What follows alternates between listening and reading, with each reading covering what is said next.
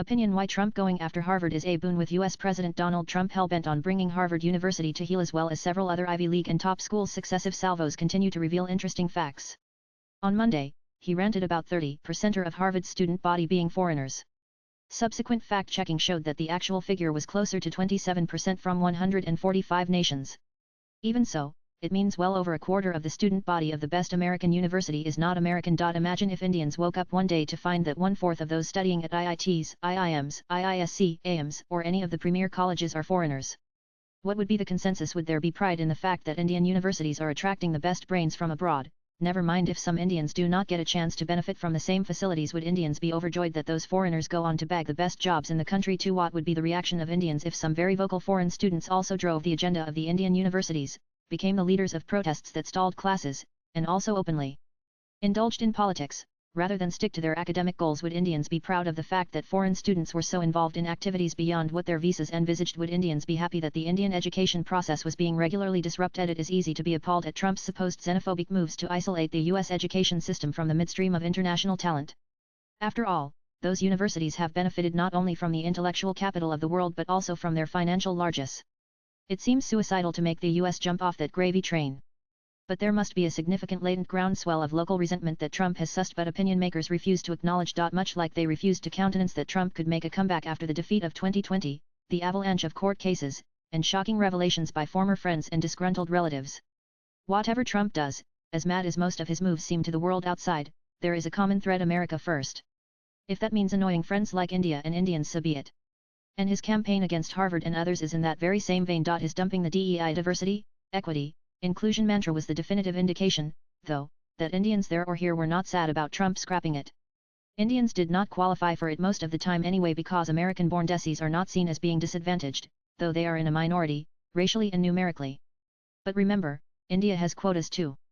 Imagine if foreigners were also deemed eligible for them under similar DEI-type principles.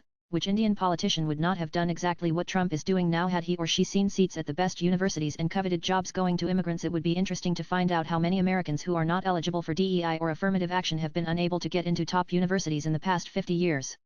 Surely it cannot be that most Americans who do not fall under any minority or special category have no scholastic talent. Some 71% of all Nobel Prizes have been awarded to Americans, 423 of them so far since 1901.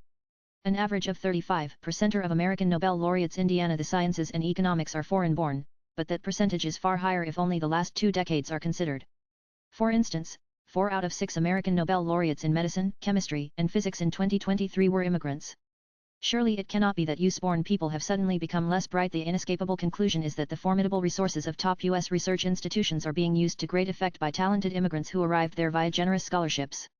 But what happened to the American-born gene pool that had fueled earlier scientific advances? Is this Nobel Prize skew a result of natural selection or affirmative action ensuring only a certain kind of talent makes it to the institutions that have the best resources? These are uncomfortable questions, but valid all the same. How much of a nation's resources can be shared with newcomers without irking the natives? Trump's reaction to this skew, taking a cue from popular sentiment, was inevitable.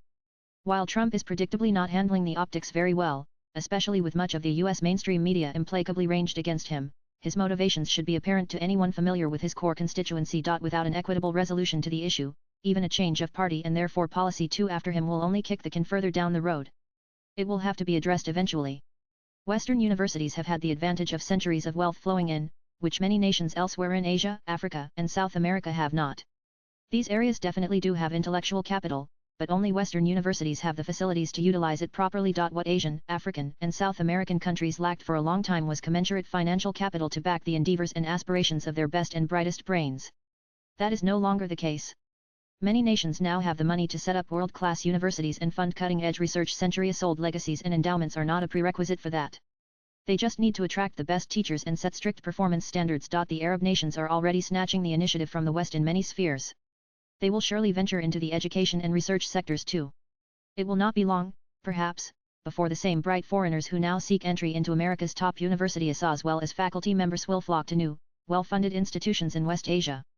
That will not only take the pressure off US universities but also give them a run for their money. Rich Indians, both resident and non-resident, have donated plenty to existing educational institutions in India, but they have been even more generous to American universities of all kinds, from Ivy League to relatively obscure. That sends a mixed message. What do Western universities have that Indian ones lack? Better systems and processes, more rigorous academic practices, opportunities for creative thinking, and a culture of funding research.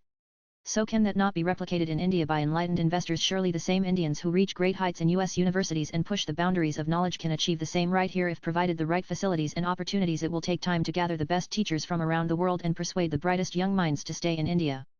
There are Indians with the money to pull it off, but will they play the long game? Swipe left for next video. It is naive to expect that after Trump, the US will go back to being a country that puts foreigners immigrant aliens on the same level as its own citizens when it comes to facilities and opportunities and privileges certain minorities for its best institutions. That genie is out of the bottle. And why should America continue to reap the maximum profit from the world's intellectual capital anyway? The author is a freelance writer. Views expressed in the above piece are personal and solely those of the author. They do not necessarily reflect NEWS18's views. Latest blogs.